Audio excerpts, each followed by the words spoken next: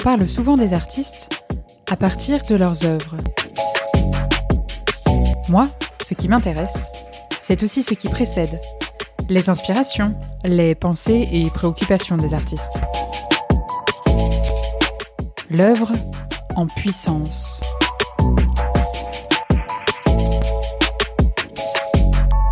Je suis Oriane Emery et vous écoutez En Aparté, le podcast qui dévoile la face cachée des artistes et de leur création. Bonne écoute.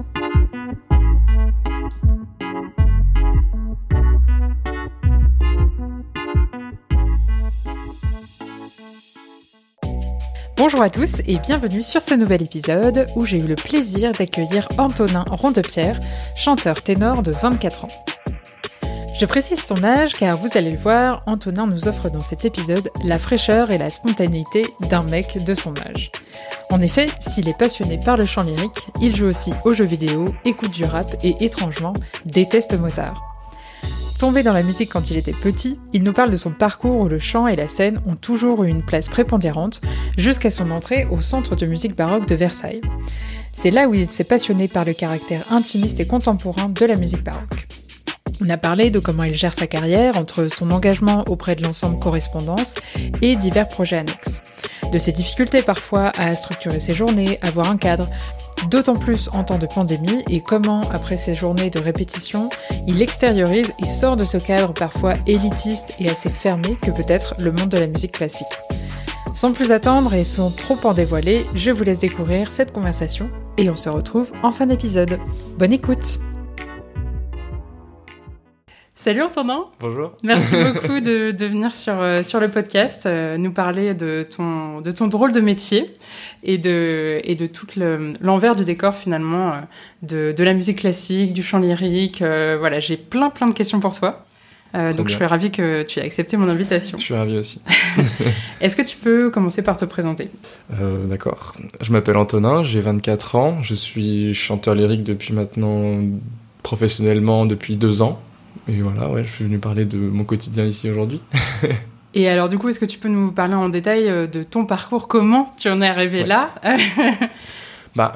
Moi, j'ai été inscrit assez tôt dans des conservatoires par mes parents. Ma mère est prof de solfège. D'accord. Donc tu as baigné toujours un peu dans ce milieu-là. J'ai eu la chance en tout cas de baigner dans ce milieu-là. Donc très tôt, j'ai été mis, je sais pas vraiment de force, mais en tout cas, j'ai un peu été poussé d'une certaine manière par mes parents. Donc j'ai fait de la trompette très tôt, puis du violon, et ensuite, vers l'âge de 9 ans, je suis rentré dans une maîtrise au CERF de Paris, à Saint-Lazare. Donc là, c'est un horaire aménagé, donc le matin, on est à l'école, et l'après-midi, c'est comme un sport-études, mais en chant. C'était au lycée ou Non, c'est dès le CM1, en fait. Ah ouais, d'accord. Ouais. Ah ouais, ok. Donc ça commence très tôt. Moi, je pense que c'est une bonne chose de commencer tôt, comme ça, t'engranges vraiment des choses beaucoup plus rapidement quand t'es un enfant que quand tu commences à 16-17 ans. Donc j'ai fait ça jusqu'à ma terminale en fait.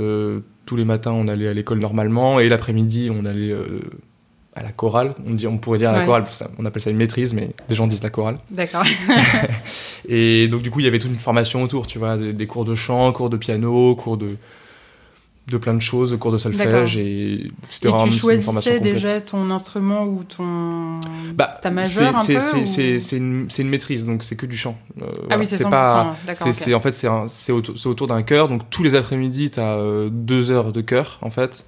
Et après, autour, t'as une demi-heure de chant, une demi-heure de piano, une demi-heure 2 heures de solfège par semaine, des trucs comme ça, tu vois. Donc c'est vraiment...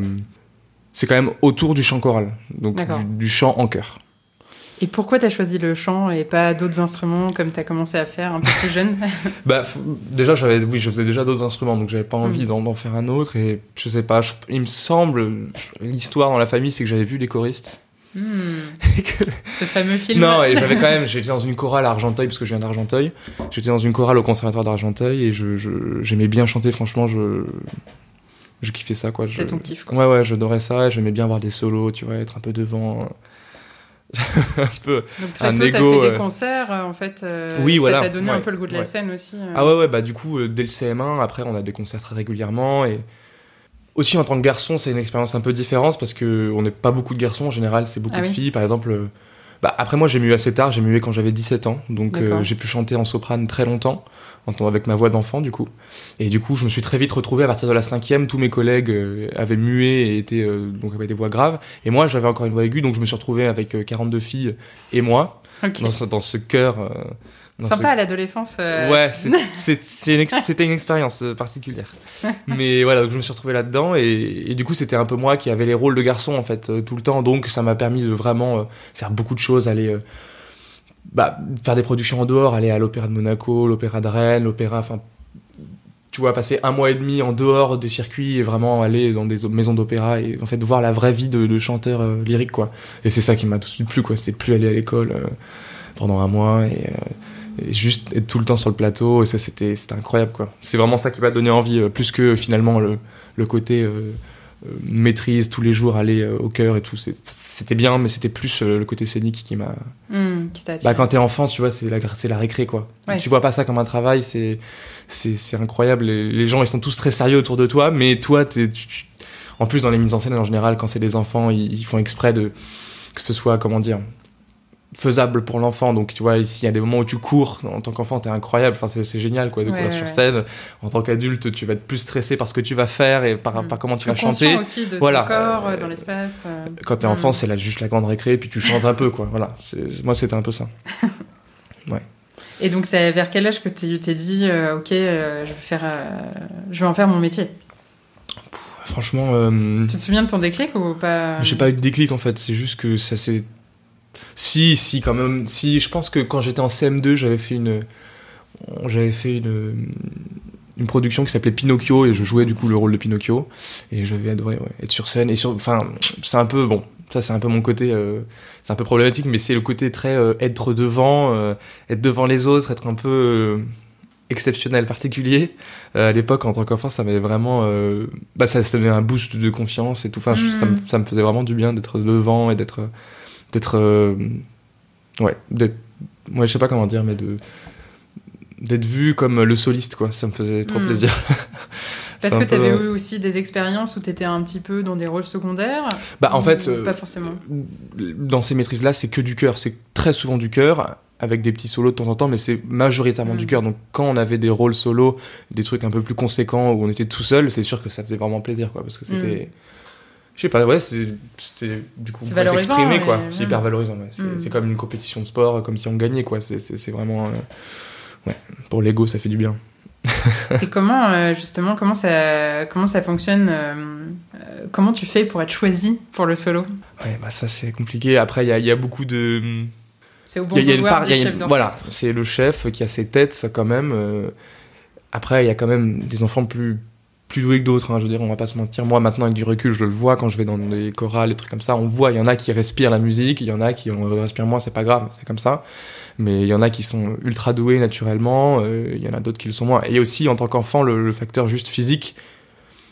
En tant qu'enfant, la voix, elle est pas travaillée, elle est belle ou elle est pas belle, quoi.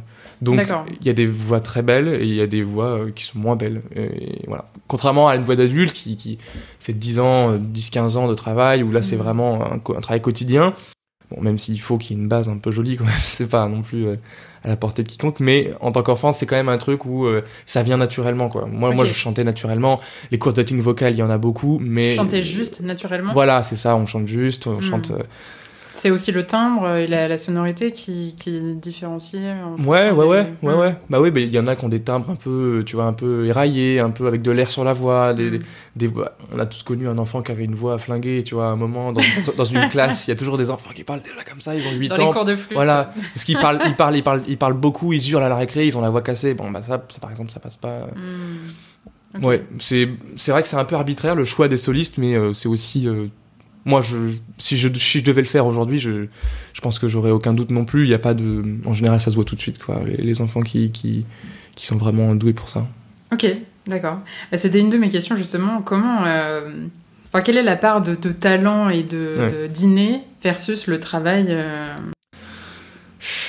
C'est compliqué parce que la musique, il y a quand même vraiment un truc, je pense. Enfin, pour moi, ce qui fait qu'aujourd'hui, j'en suis là où j'en suis, c'est que j'ai quand même été bercé depuis très très jeune. Ma mère, quand elle était enceinte, écoutait énormément de musique classique. Très jeune, je me suis mis à la trompette. Je me suis mis genre à 4 ans, tu vois, à la trompette. Donc c'est presque un peu trop, tu vois.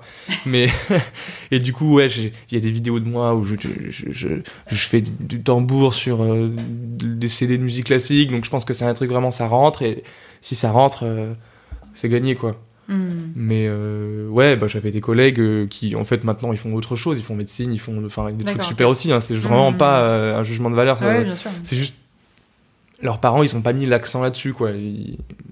C'est comme ça, quoi. Mais après voilà, c'est pas du tout donc tu une penses mauvaise que chose. si on se met à chanter après l'adolescence, c'est pas possible de rentrer dans un chœur et de faire ce métier-là? Non, le chant c'est particulier, heureusement. C'est comme il y a quand même une grosse part innée. Il y a quand même un instrument qui est là. Un instrument voilà. Que tu commences, quoi. Ouais. Voilà, c'est un instrument, c'est vraiment.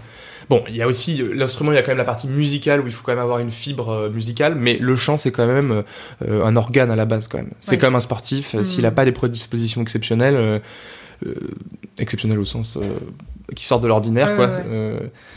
Ça va pas marcher. Même s'il met tout ce qu'il peut dedans, ça va pas marcher. Donc le chant, pour moi, c'est un peu pareil. C'est que on a beau faire tous les efforts qu'on veut, si on chante comme une casserole, c'est compliqué d'arriver à un haut niveau. Il faut quand même avoir une belle base, et ensuite c'est énormément de travail. Énormément de travail, c'est sûr. Énormément de réflexion, énormément de questionnement. Alors sur quoi se base le travail, alors ?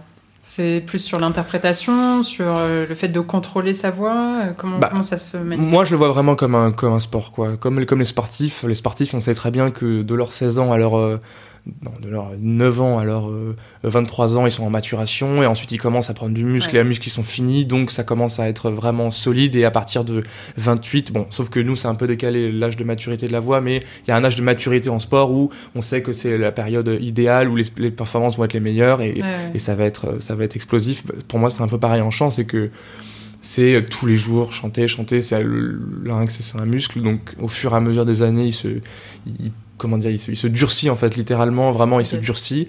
Les cartilages sont de plus en plus durs, ils sont de plus en plus résistants. Donc, en fait, c'est juste une gymnastique tous les jours, comme de la souplesse, quoi. Si on ne le fait pas pendant un an, c'est compliqué d'y revenir, quoi. C'est peut-être pas, mais. Et du coup, c'est quel âge pour les chanteurs, la maturité parfaite ? La maturité parfaite.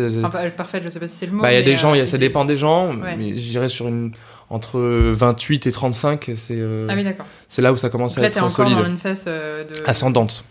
Ouais, totalement. Ouais, surtout, en plus, surtout pour les hommes, qui en général finissent de muer plus tard.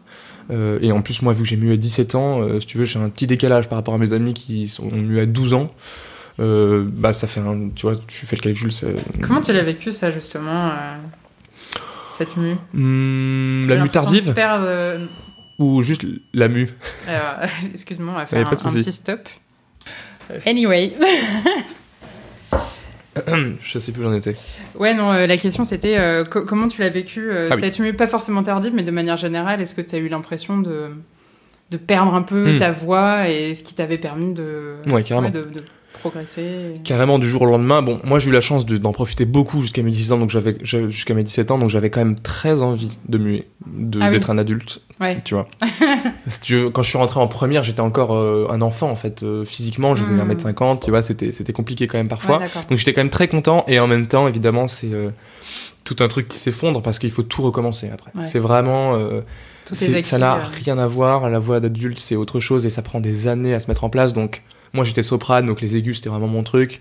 Maintenant en tant que ténor, les aigus c'est vraiment quelque chose qui est presque mystique, quoi. Ça demande énormément de travail, énormément de souplesse et de bienveillance envers soi pour que ça vienne. En fait, ça peut pas venir d'un coup, contrairement à quand on est enfant, où en fait ça vient parce que tu as décidé que ça venait, quoi.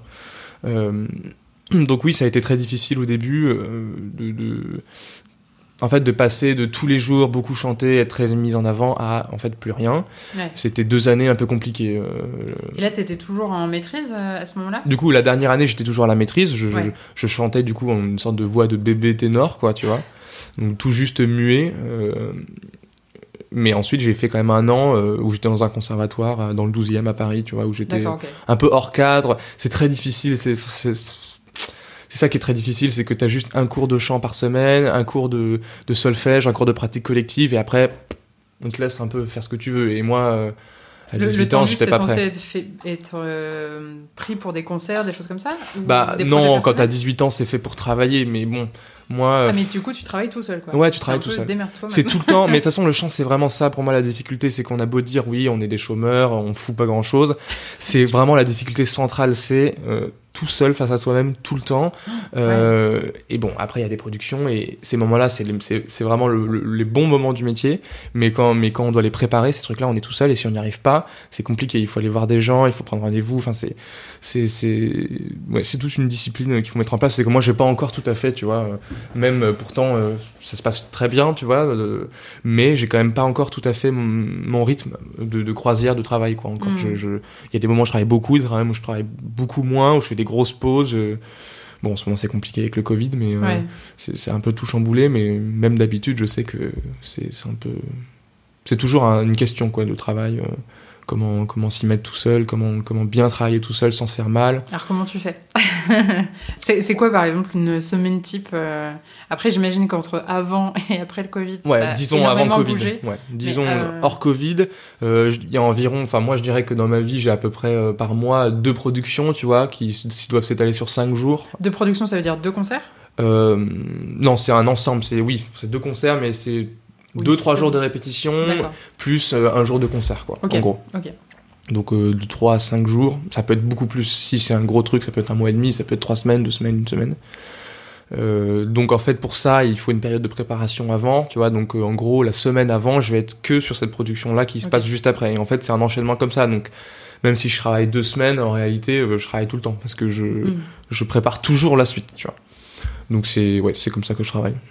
Et comment, dans cette phase de préparation, qu'est-ce que tu fais? Est-ce que tu écoutes, par exemple, d'autres productions sur ce même morceau pour t'inspirer? Ou au contraire, tu veux pas du tout? Comment ça se passe? Ça dépend de ce que ça va être. Je vais beaucoup écouter quand même, voir un peu toutes les versions CD qui existent des œuvres qu'on va faire. Après, moi, je fais pas mal de baroque et pas mal de baroque sacré français, donc c'est pas les choses qui sont les plus enregistrées, tu vois. C'est pas à Carmen, il y a pas 35 versions, mais quand même, j'écoute toujours pour voir un peu, pour me donner un peu une idée de l'atmosphère. Après, j'essaye, parce que de toute façon, c'est pas moi qui vais décider. Après, c'est mon chef. Moi, je suis dans un ensemble, donc c'est pas moi qui décide ce qu'on va faire. Enfin, comment on va le faire, en tout cas. Tu peux pas proposer si, bien sûr, je peux proposer, mais c'est quand même lui qui a le dernier... le dernier mot, et c'est lui qui décide, tu vois, des tempos, si ça va vite, si ça va lentement, si on chante fort, si on chante piano. Donc, moi, tout ce que je peux faire, c'est m'informer sur comment d'autres ils ont fait, et après, moi, mon but, c'est d'apprendre la partition et de la connaître le mieux possible, et d'arriver avec quelque chose. Enfin, moi, en tout cas, ma vision du truc, c'est d'arriver et proposer déjà quelque chose au chef. C'est pas d'arriver avec juste les notes et après lui calque sur moi. Voilà, exactement. c'est ce qui. Mais beaucoup de gens font ça. Hein. Ah oui. Enfin, beaucoup de gens. Je vais pas commencer à. Mais il y a quand même différentes visions du métier. Moi, ce que j'aime bien, c'est vraiment arriver avec un truc, une identité déjà là, quoi. Quelque chose. Je fais mes recherches. Tu vois, si on fait, par exemple, un programme de motet religieux, je vais un peu regarder les textes, les traduire en latin, voir pour qui ça a été écrit, si c'est Ancien Testament, Nouveau Testament, si c'est des histoires, enfin si c'est une histoire par exemple sur, j'en sais rien, Jacob, le roi David, voir ce qui se passe, voir le background du roi David, qu'est-ce qu'il fait, pourquoi il est aussi connu, et en fait du coup c'est ce qui fait que, pour moi c'est ça qui me donne le frisson, c'est que quand je chante, je me dis ok, pour les gens, moi je suis athée, je crois pas du tout en Dieu, mais pour les gens qui y croient, c'est ça que ça veut dire, et c'est hyper fort, c'est pas juste Kyrie eleison, quoi, ça veut rien dire, quoi. Enfin, il y a tout un truc derrière, tu vois. Si je fais pas ça, j'ai un peu du mal à être dedans, moi. Donc ça participe de ta phase de préparation. Ouais, c'est hyper important. D'abord, en fait, le texte, tout traduire, tout voir comment ça a été fait. Gros, on te dit comment ça se passe, en fait. C'est le chef qui te dit ok, bah tu vas faire, je sais pas, telle pièce, telle partie. Et après, t'as 2 semaines pour apprendre le truc, quoi. Oui, en fait, bon, c'est plus... Non, j'ai quand même une vue à 2 ans, quand même. C'est-à-dire que... Ah oui, ok. Bon, je reçois pas les partitions à 2 ans, mais, mais je sais, en 2023, je sais où je serai à peu près, tu vois. Ah oui, ok. Mais c'est juste que j'ai pas les partitions encore, donc je peux pas savoir vraiment ce que je vais faire. Mais là, j'ai les partitions à peu près à 3 mois d'échéance, tu vois. Donc je peux, en soi, si je veux, je peux m'avancer dès maintenant, C'était quoi ta question? J'ai oublié déjà. En fait, comment ça se passe Ah oui. Ouais, ok. Du moment où on te dit tu vas jouer ou chanter tel. Déjà, il y a la phase tout ce qui est administratif, donc les chargés de prod et tout ce qui est administrateur m'envoient un contrat, une proposition d'engagement. D'accord. Est-ce que tu veux faire ça du 26 au 30 mars, par exemple? Si tu es disponible, donc je dis si je suis disponible ou pas. Si je suis disponible, du coup, j'accepte.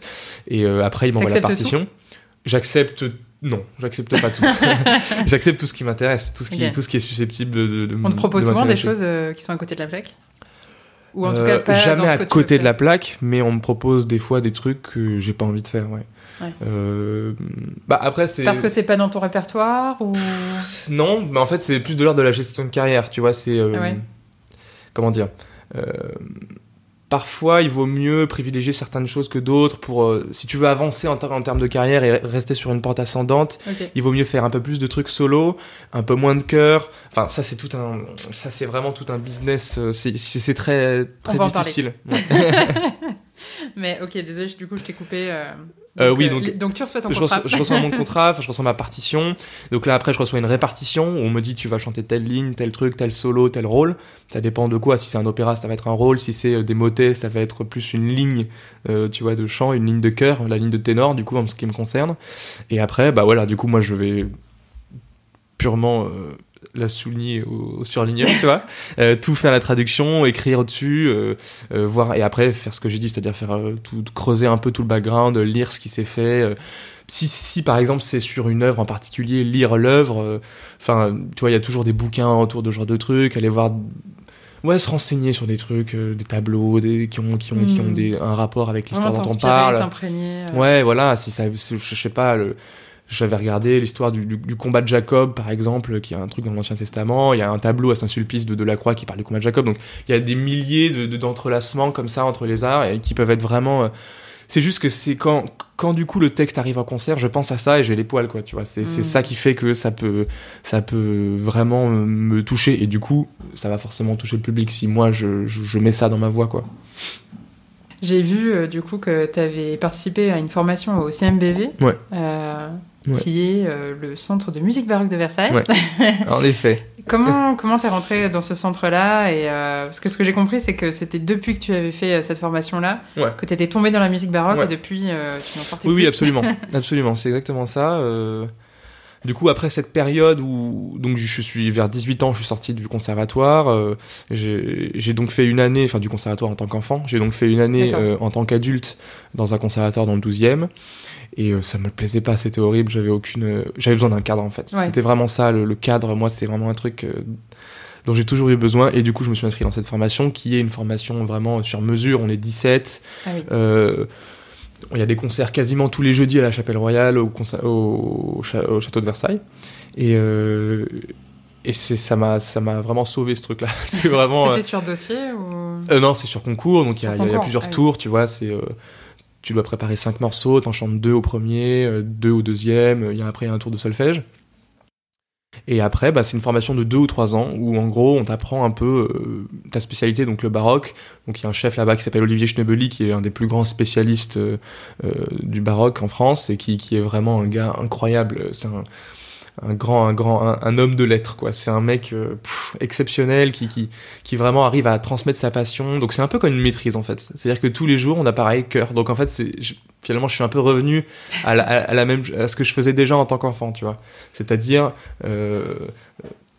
tous les jours 2-3 heures de chœur, et après c'est juste que la différence c'est que le matin j'avais beaucoup de cours de chant, beaucoup de cours de clavecin, de cours d'ornementation baroque, de diminution baroque, d'apprentissage du style, tous ces trucs là qui et c'est genre sont des cours théoriques ou c'est quoi ce type de cours? Des traités, tu vois, qui ont été écriits au XVIIe siècle par des gars. Ah oui, le baroque c'est ça. Voilà, c'est ça. Bon, voilà après on fait en réalité du coup c'est qu'à l'époque il y avait ça, mais en fait il y a eu plein de traités au fur et à mesure du temps, donc en fait il y a vraiment plusieurs écoles en fait. C'est comme la psychologie, Freud, tu vois, ou le théâtre. Il y a plusieurs écoles. Après, il y a quand même beaucoup de choses qui se rejoignent, et donc du coup il y a vraiment, on a des feuilles, on a des traités entiers d'ornementation baroque, de comment faire quand par exemple tu veux dire que tu es triste, tu vas faire d'une certaine manière l'ornement, ou quand tu es en colère, tu vas le faire d'une autre. C'est toute une manière de penser la musique aussi, c'est-à-dire c'est plus jouer le mot et toujours être en relation avec le texte plutôt qu'avec la musique. Moi c'est ça qui m'a aussi beaucoup attiré, c'est plus l'affect sur le texte, quoi. Donc si je te parle d'un truc très triste, ça peut pas être guilleret, quoi. C'est un truc qui est un peu, après c'est perdu, disons, enfin c'est un peu, comment dire, émietté après à l'époque classique, tu vois, où c'est un peu plus gentillet tout le temps, de mon avis. Aïe, c'est un peu mon... On est là c'est pour mon parler avis, conviction, hein, on est pas même... et qui revient un peu après, tu vois, c'est-à-dire dans l'époque un peu plus Verdi, Wagner, c'est des trucs un peu plus musclés. Et moi c'est ce qui me plaît le plus en fait. Il y a vraiment une période que je saute, tout ce qui est Mozart, Rossini, ces trucs là moi je peux pas, c'est très trop fade. C'est trop fade, ouais, pour moi. Ça parle, tu vois, souvent ça parle beaucoup d'histoires d'amour, de sexe, de tromperie, de trucs. Ça m'intéresse pas, quoi. Je trouve ça fade, comme tu dis, très très très transparent. Alors que avant, c'est des tragédies lyriques, tu vois, c'est des grands personnages, c'est Thésée, c'est des grands personnages de la mythologie. Et après, par exemple Wagner, c'est aussi ça, c'est la mythologie nordique, mais c'est aussi ça. Par exemple, je sais pas, Verdi ou Bizet, c'est pas des grands héros, mais ce sont des personnages en couleur qui tuent des gens, qui tu vois, qui vivent la vie vraiment. Voilà, il y a de l'action, il y a quelque chose qui se passe. C'est pas juste du cabotinage. Je sais que bon. Beaucoup de gens seraient en désaccord avec ce que je dis, mais dans mon milieu. Mais voilà, moi c'est ce que je pense. Je sais pas pourquoi on en est arrivé là, mais... bah si, c'était quand tu décrivais les cours et la manière dont le baroque vous était enseigné. Donc c'est vraiment la théorie. Et après, mise en pratique en chœur ou mise en pratique en chœur. Et donc du coup, pratiquement tous les jeudis, tu vois, on a un concert à la Chapelle Royale qui s'appelle les Jeudis de la Chapelle Royale. Donc c'est un concert, c'est que nous pendant 1 heure, et c'est gratuit. Donc en fait, tout le monde vient, c'est toujours plein, et c'est génial parce que c'est vraiment, du coup, tu rentres dans un rythme professionnel directement, quoi. C'est-à-dire que ce rythme-là de je prépare mon concert de la semaine prochaine, c'est vraiment ce qui se passe dans la vie professionnelle après. Et ça m'a vraiment... c'est juste que ça m'a donné le goût au travail, quoi. Je me suis dit, en fait, c'est ça. Je travaille pas pour un hypothétique jour où je vais chanter ça. Je travaille pour dans 2 semaines. Et moi, c'est ça qu'il me faut, parce que... Ça donne un rythme, quoi. Ouais, ça donne un rythme et ça donne un objectif à court terme. Moi, sinon, je peux pas me dire, je vais travailler ce rôle parce que peut-être dans 10 ans, on va me demander de le chanter. Je trouve ça, j'arrive pas. Mais il y en a qui font ça. Ah, énormément. Par exemple, les voix les plus lyriques, qui sont les plus lourdes. Moi, c'est pas mon cas, j'ai une voix assez légère. C'est des rôles qui peuvent s'aborder qu'à 30-35 ans, quand la voix est vraiment mature. Donc, c'est des rôles qu'on commence déjà à monter un petit peu, 22, 25, machin, jusqu'à ce que on l'installe dans la voix. Mais c'est très rare qu'à 35 ans, hop, un gars il se dise tiens, je vais apprendre ce rôle-là, parce que c'est vraiment une construction, et c'est pour ça que le lyrique m'attire beaucoup moins aussi, c'est que c'est un travail, c'est un chantier vraiment, c'est une pyramide, quoi, d'Égypte, quoi, tu vois, c'est sur des années et des années et des années. Ah, tu vois, tu m'apprends un truc, je ne soupçonnais pas que des rôles se préparaient des années avant, quoi. Bah, en fait, c'est des années pour le faire rentrer dans le corps, quoi. C'est vraiment, c'est des trucs, mais en fait, il faut se mettre aussi, il faut comprendre que ces rôles-là, je parle encore une fois des rôles, des très grands rôles lyriques dans des Verdi, dans du Wagner et tout, et autres là que j'arrive pas à me souvenir comme ça, mais c'est vraiment des rôles qui sont exceptionnellement difficiles, et c'est des trucs qui sont normalement pas chantables, et notamment pour les ténors, c'est vraiment des trucs qui demandent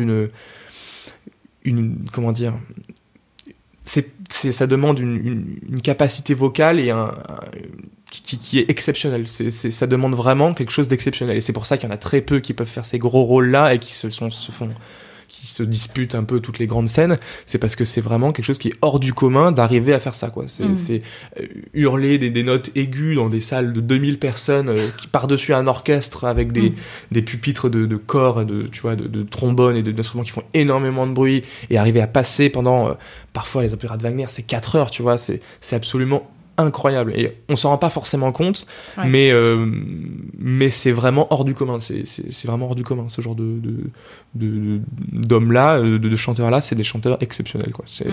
C'est ton objectif ? Non, pas du tout. Pas du tout. Mais de toute façon, moi, je ne pourrais pas si je voulais.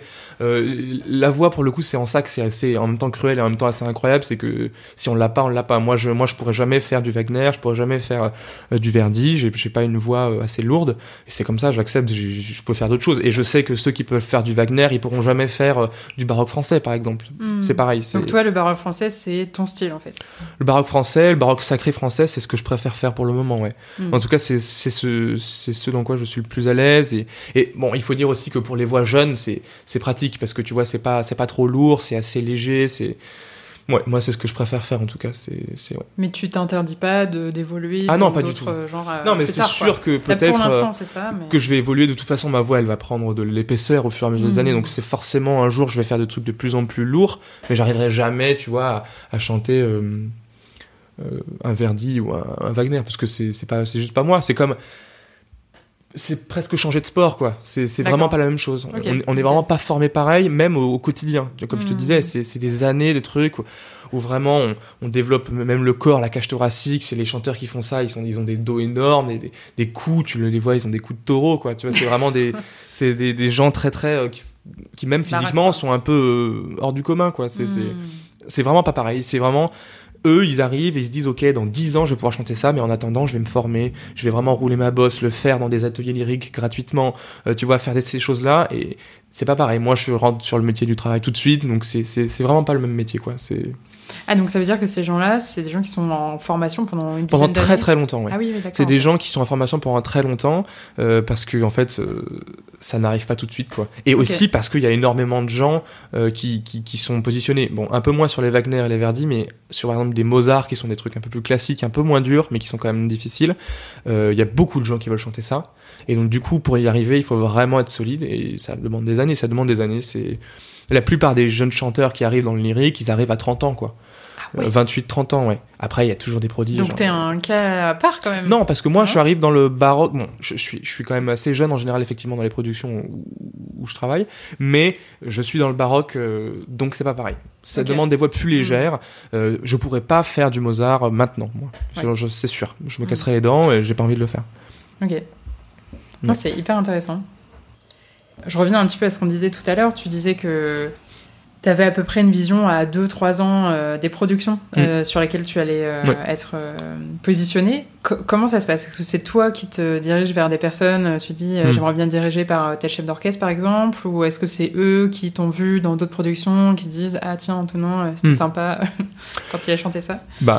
Comment ça se passe? Au début ça part comme ça, c'est-à-dire que moi à la base, moi j'ai la chance de faire partie d'un ensemble qui s'appelle l'ensemble Correspondance, qui est dirigé par Sébastien Dossé, donc c'est un peu particulier, c'est-à-dire que c'est en ça que le baroque c'est trop bien, c'est que c'est des sortes de troupes, tu vois, où en fait on est un peu récurrent, on revient tout le temps au même truc. C'est pas parce que la vie de chanteur lyrique, ça peut aussi être beaucoup.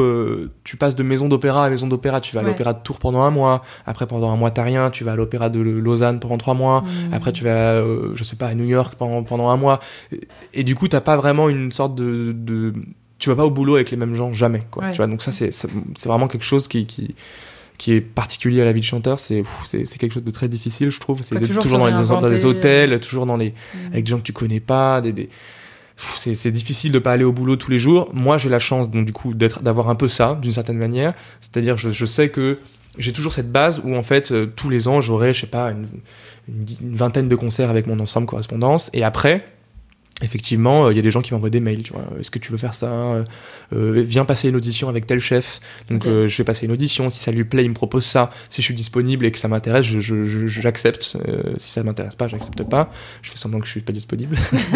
mais tu vois, ça se passe comme ça. Je suis déjà prêt à New York, désolé. Non, mais oui, enfin, tu vois, c'est tout un choix, en fait, un peu c'est assez fin parce qu'il faut essayer de toujours être dans des trucs qui vont te mettre en avant et en même temps qui te plaisent. Donc c'est toujours un peu un juste milieu entre ce qui est bon pour toi, ce que tu peux faire et ce qui te fait avancer dans ta carrière. Donc parfois quand tu te sens pas très bien, le chant c'est quand même très aléatoire, il y a des moments où tu te sens pas bien parce que je sais pas, tu viens de te faire larguer par exemple, tu arrives pas à chanter, quoi, ça arrive, tu vois. Et tu vas pas forcément accepter un truc très très dur 2 mois après au pied levé en remplacement parce que tu sais que t'es pas en état. Mais bon, si c'est un rôle soliste qui peut te faire avancer ta carrière de dingue, tu vois, c'est un truc un peu, il faut toujours un peu doser pour que ça te fasse avancer un petit peu par petit pas, sans te mettre trop en danger. Mais toujours un peu avancer, en tout cas jusqu'à un certain niveau. Et après, si t'as envie de te stabiliser, tu peux. En soi, moi, je pourrais faire toute ma carrière sur ce que je fais maintenant, tu vois, parce que c'est déjà exceptionnel. J'ai beaucoup de chance, tu vois, de là où je suis déjà, à mon âge. Mais ouais, j'aimerais bien m'exprimer encore plus tout seul, ça c'est sûr. Donc t'es ton propre manager, c'est toi qui décides de là où tu vas. Oui, après, moi, c'est pas pour tout le monde pareil, il y a beaucoup d'agents, il y a beaucoup de chanteurs qui ont des agents. Dans le baroque, c'est un peu moins ça, parce que c'est un milieu qui est encore un peu préservé de ça, parce que les agents, c'est quand même... En fait, si tu veux faire de l'opéra, c'est pas possible sans agent. D'accord. De l'opéra, en tout cas c'est lyrique, beaucoup de réseau, en fait. c'est que du réseau. C'est-à-dire que les directeurs d'opéra, quand ils veulent un chanteur, ils appellent les agents, ils appellent pas les chanteurs. Donc c'est les agents qui disent, bah moi, je suis là, je te le propose. Donc si t'es chanteur et que t'as pas d'agent, personne va t'appeler. Dans le lyrique. Dans le baroque, c'est différent, parce que du coup, moi, je vais chanter avec le correspondance. Un tel va m'entendre, il va me dire bah viens dans mon ensemble pour faire ça, nanana. Et ça, moi, c'est ce qui me plaît aussi, c'est le côté un peu plus humain et le côté moins cheval, quoi. Tu vois, être un peu dans une écurie et tiens, viens là, fais ta course. Et si tu cours bien, ton cachet il augmentera la prochaine fois. Parce que c'est vrai que quand on a un agent, en général, on gagne mieux sa vie et ça peut aller très vite, surtout pour un ténor de gagner bien sa vie. Mais bon, après voilà, c'est encore ça, c'est encore un dosage entre est-ce que tu as envie de très bien gagner ta vie ou est-ce que tu as envie de faire ce qui te plaît et de gagner bien ta vie, parce que dans tous les cas tu gagnes pas mal ta vie si ça marche bien. Le fait d'être affilié à un ensemble comme ça te permet d'avoir une stabilité. C'est quoi, c'est un salaire ou c'est aussi en forme de cachet Bah non, en fait moi je suis intermittent du spectacle, donc on a un salaire par l'État en fait, une sorte de, comme si on était les chômeurs en fait. Mais après oui, en soi, à tout moment, ça peut s'arrêter. S'il décide que Sébastien, que ce que je fais ne l'intéresse plus, ça ne lui plaît plus, ça peut s'arrêter. Mais il y a quand même une certaine loyauté qui s'installe au fur et à mesure du temps, où en fait, tu sais que toi, ce que tu fais, ça lui plaît, tu sais comment lui plaire, enfin, comment pas lui plaire, mais comment chanter pour que ça convienne à son esthétique. Et donc, du coup, c'est un truc où tu sais que, là, je sais que pendant les 3 prochaines années, 5, 10, je risque de chanter souvent avec l'ensemble correspondance, c'est qu'effectivement, c'est très rassurant d'avoir cette base où je sais qu'en fait, avec eux je peux gagner ma vie. Si je fais que ça, je peux déjà gagner ma vie, tu vois. Et après c'est du plus. Surtout c'est un luxe énorme. Je vois par rapport à certains collègues de mon âge, j'ai énormément de chance d'être tombé dans cet ensemble là, quoi. C'est trop bien, quoi, parce qu'effectivement avoir le luxe de pouvoir refuser des trucs, c'est pas tout le monde, même à un stade de carrière plus avancé, tout le monde ne peut pas le faire, quoi. Mais tu n'es pas non plus affilié et je suis pas lié par contrat. Je suis pas lié par contrat à tout moment. Ce que je veux dire, c'est que à tout moment, toi, tu peux partir. Et à tout moment, tu peux faire aussi d'autres projets en parallèle.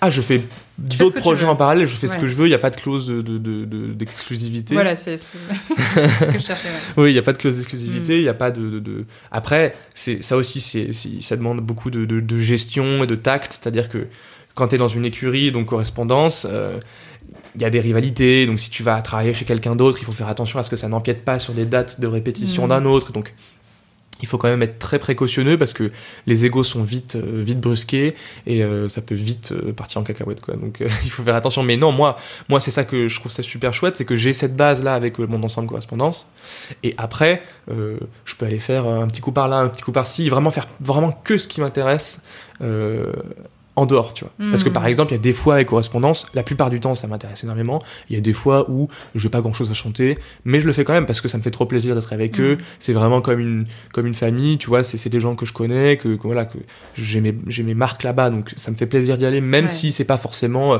le rôle de ma vie, quoi, tu vois. Donc ça c'est bien, d'avoir une petite base, j'ai beaucoup de chance. Et est-ce que on t'en parlait un petit peu du choix en fait de ce que tu peux faire à côté de cet ensemble-là.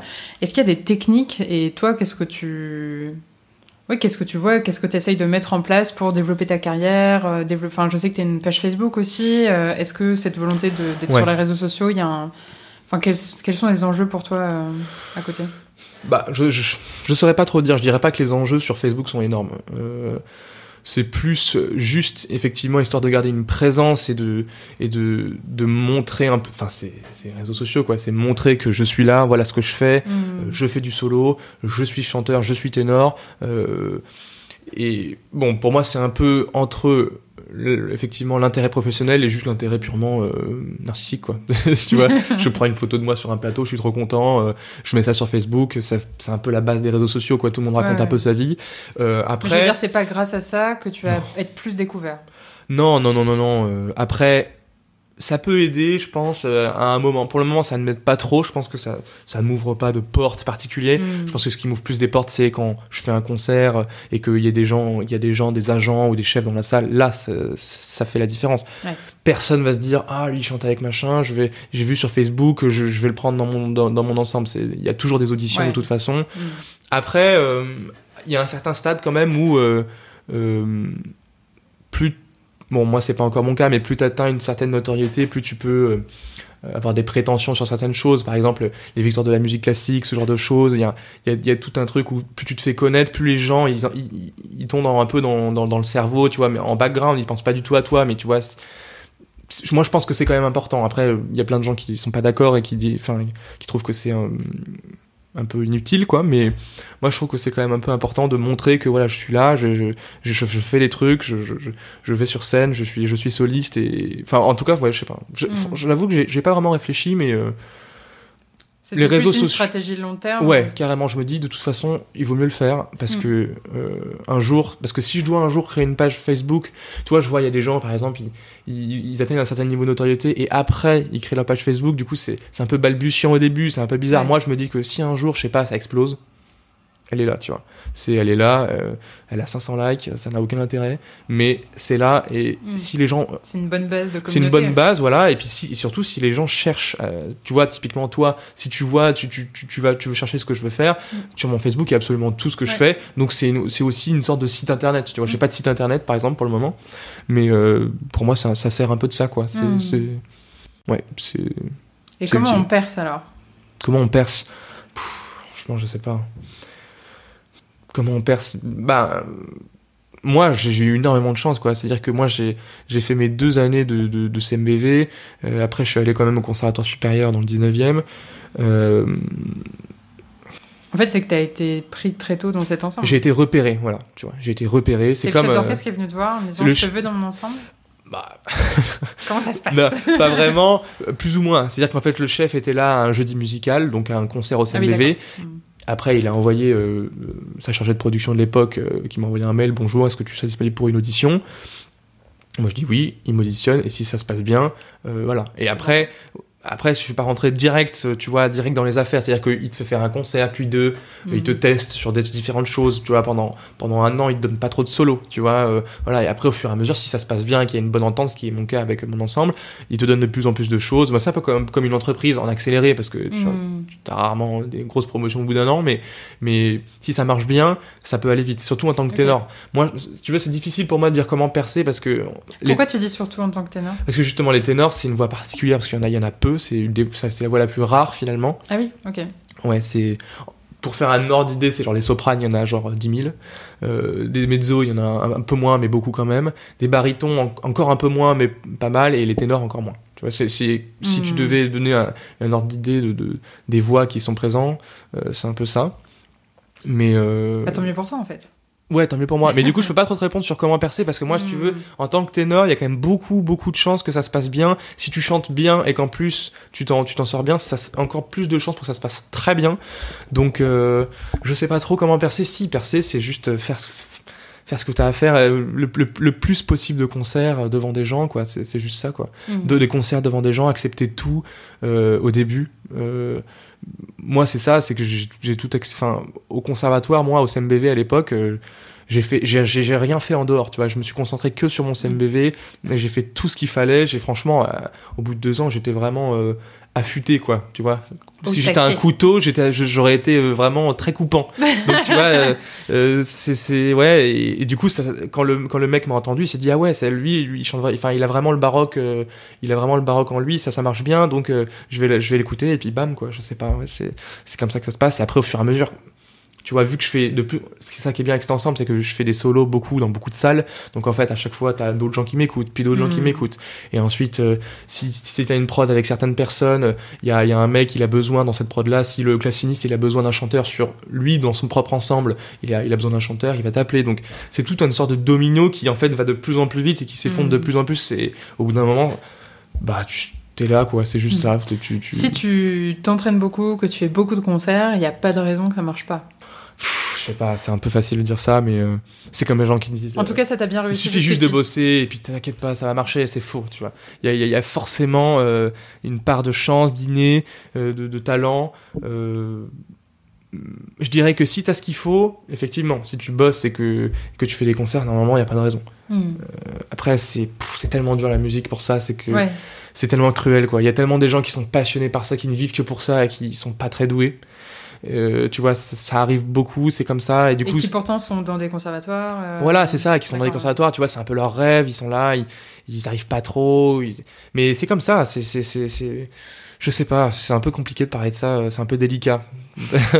Je sais pas trop quoi te dire, mais... Toi, en fait, on t'a donné aussi confiance en me disant, t'as une belle voix, ouais, j'ai y a quelque chose chance à creuser.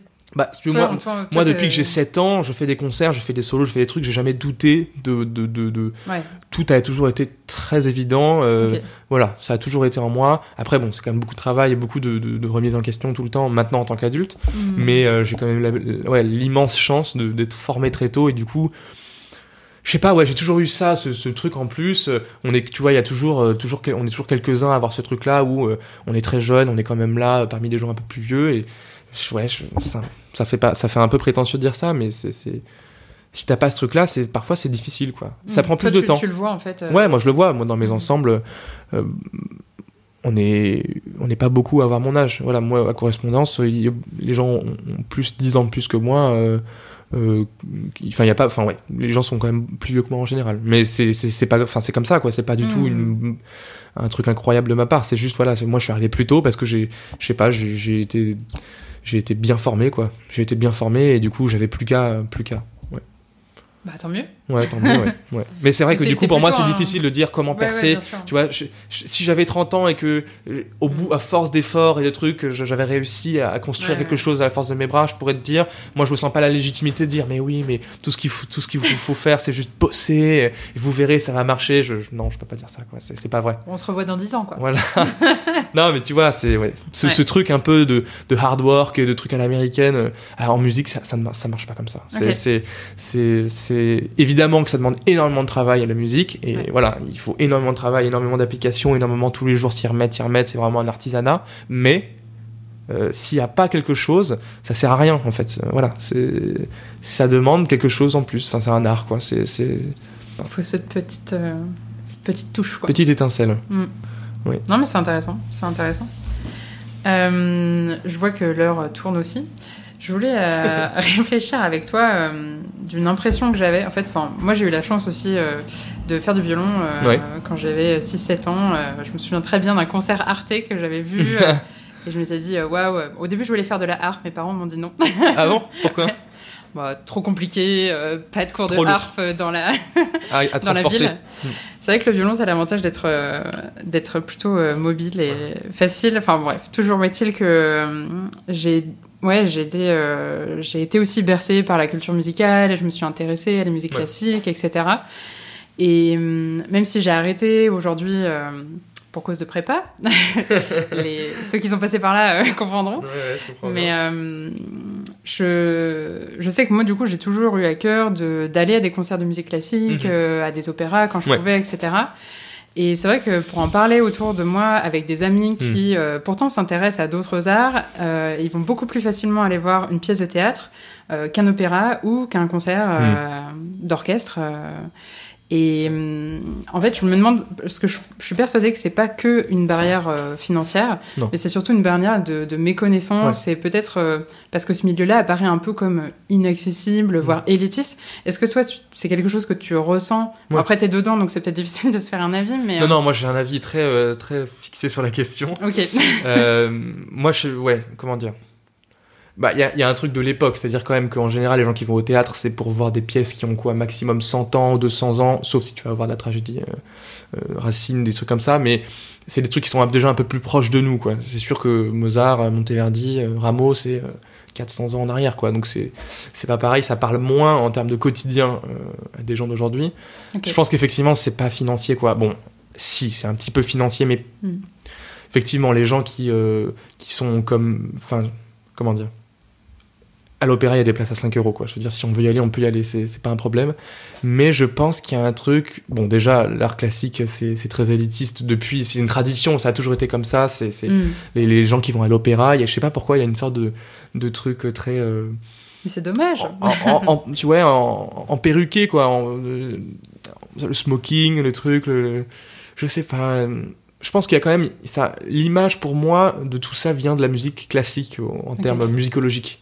C'est-à-dire l'époque classique. Mozart, Beethoven, tout ça. C'est de la musique qui, pour moi, est de la musique chiante. Bon, pas tout. Disclaimer. Mais, comment dire, moi, un quatuor de Mozart, une symphonie de Mozart, je m'ennuie 100%, quoi. Et en fait, je pense qu'il y a beaucoup, tu vois, si tu vas demander à quelqu'un dans la rue quel compositeur tu connais, il va te dire Mozart, tu vois. Oui. Mais en fait, c'est parce que Mozart, c'est chiant. Et du coup, forcément, quand les gens ont cette image-là de musique classique qui est très chiante, et je pense que la redécouverte du baroque dans les années 70, parce qu'en fait, c'est ça a été redécouvert, en tout cas, réinterprété il y a pas très longtemps, ça, pour moi, ça fait beaucoup de pas vers la jeunesse et vers les gens, parce qu'en fait, c'est un art qui est beaucoup plus, même si on pourrait ne pas le voir, mais c'est un art qui est beaucoup plus proche de ce qu'on fait maintenant comme musique. Typiquement, moi, j'ai beaucoup travaillé des airs de cour, par exemple, tu vois. Donc, les airs de cour, c'est ce qui était joué dans les salons à l'époque. Donc, à l'époque, tu vois, il y avait genre un mec un peu riche, il avait un théorbe, donc une guitare baroque. Il y avait un chanteur, ou alors lui-même était chanteur, et il chantait en s'accompagnant, tu vois, pendant l'après-midi. Le petit bœuf. C'était un peu le Ed Sheeran, tu vois, de l'époque. Pour moi, c'est un peu ça. Et en fait, en découvrant cette musique, je me suis dit, mais en fait, c'est ça que je veux faire. C'est juste de l'art qui te parle tout de suite, quoi. Où il n'y a pas besoin. Ça va être un affect. Donc, ça va être, en général, ça parle comme par hasard, de rupture amoureuse, exactement comme toute la pop actuelle, tu vois. De rupture amoureuse, de sentiments un peu... ouais, je sais pas, un peu plus proche de ce nous on vit au quotidien. Et tu vois, moi, le baroque, pour moi, ça a vraiment été ça, c'est-à-dire un truc beaucoup plus proche. Et je pense que si les gens s'intéressaient un peu plus à ce genre de baroque-là, peut-être que ça pourrait être un peu plus. Bon, après, c'est compliqué.